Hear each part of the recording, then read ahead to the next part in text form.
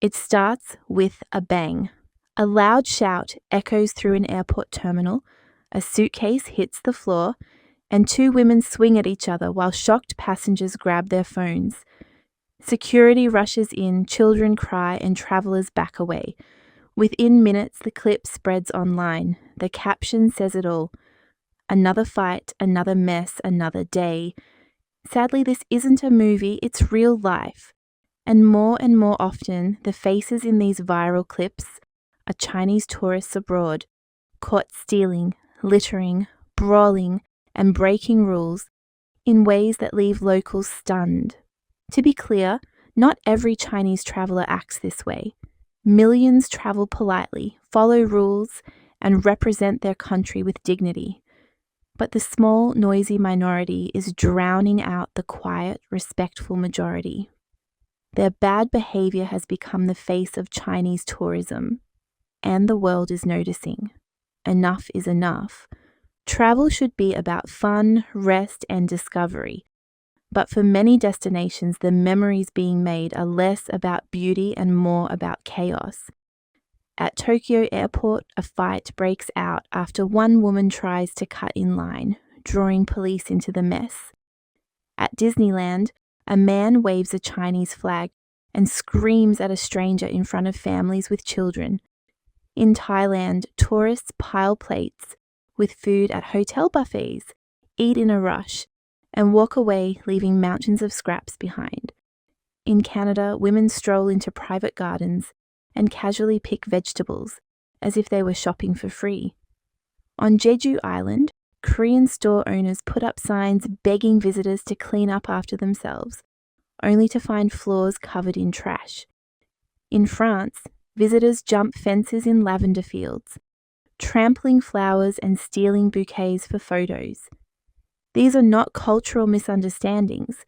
These are conscious choices, stealing, littering, disrespecting rules, and even fighting in public. And when the clips go viral, the world begins to connect those actions with an entire nation. At first, locals roll their eyes, but over time, frustration builds. Governments step in, visas get harder to obtain, fines increase, theme parks, airlines, and hotels quietly ban repeat offenders. Shopkeepers start refusing service, and worst of all, innocent and respectful travellers face suspicion, cold stares, and fewer welcomes. Tourism runs on trust. Once it's broken, everyone loses, visitors and locals alike.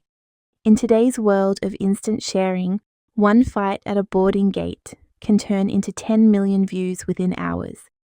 One broken rule can become the global reputation of a nation. That is the power of smartphones and the danger of silence. So why do these problems keep surfacing? The reasons are not mysterious. First, there's crowd behaviour. In massive tour groups, if one person pushes, others copy. Second, there's the rush mentality. Many travellers act as if every meal, every bus, every photo opportunity is a race. Third, there's the belief that rules only matter when someone is watching. That's a dangerous mindset in societies where the rules apply everywhere all the time.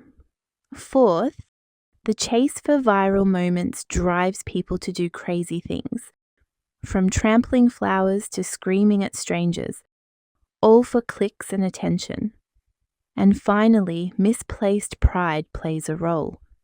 Love of one's country is healthy, but turning it into flag-waving fights in public places is not.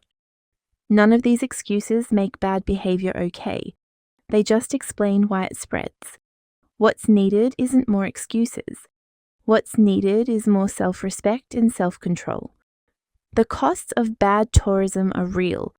For travellers, it means higher costs, stricter entry checks, and colder welcomes. For locals, it means broken trust, damaged property, and less peace in their communities.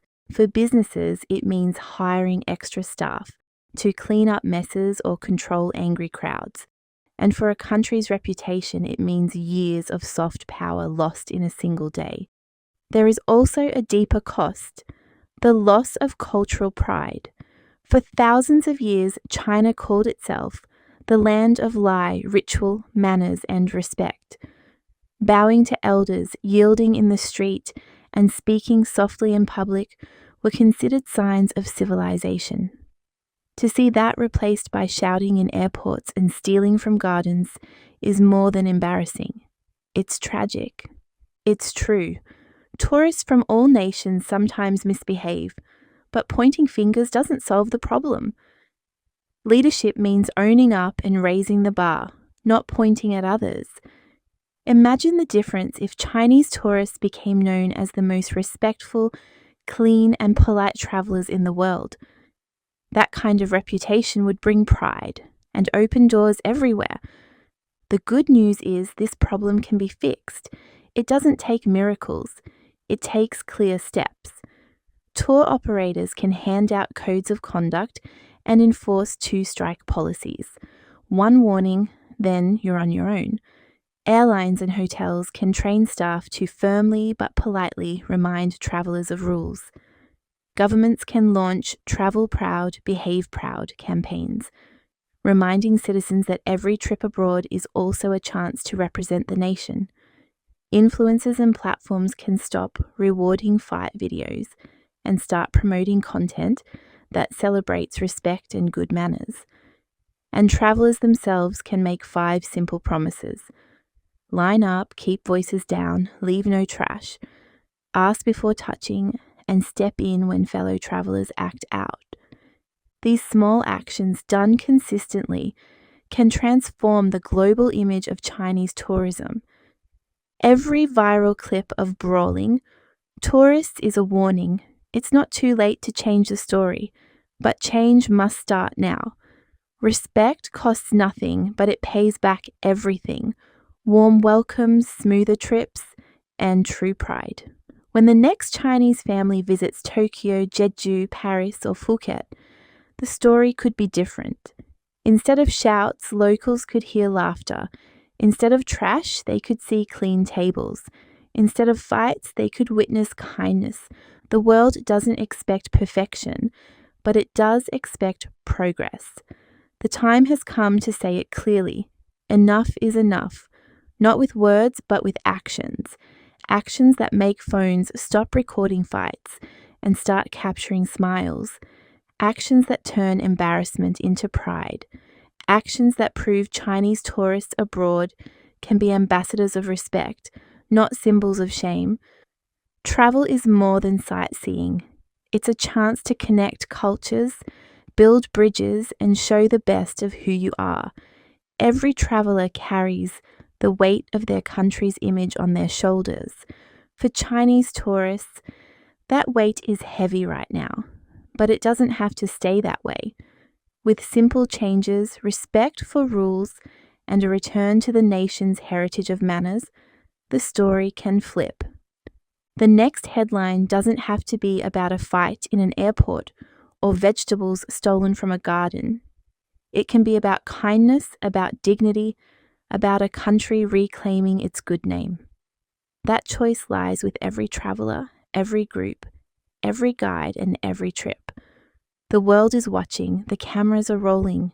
It's time to step up. Enough is enough.